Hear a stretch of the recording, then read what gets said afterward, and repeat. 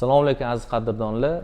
Bugun sizlarga Digitish kompaniyasi haqida 5 ta yorqin tarixda qoldirgan iz faktlar haqida gapirib beraman.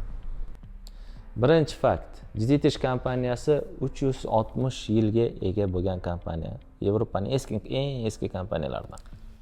Ikkinchi fakt.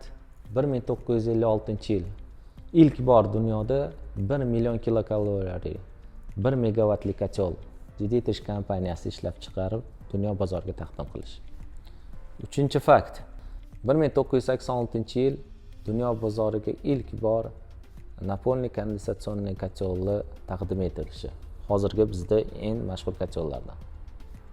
To'rtinchi fakt. 2006-yil dunyo bozoriga ilk bor birinchilardan teplovoy nasoslarni taqdim etishi. Hozirgi mashhur bo'lgan teplovoy nasoslar. Beshinchi fakt. Sizga juda ham qiziq bo'ladi, chunki dunyo bozorida ilk bor vodorodda ishlab chiqaradigan kotelni taqdim etdi va ilk bor O'zbekistonda birinchi bo'lib Teplolux kompaniyasida Digitish kotelda vodorodda ishlaydigan.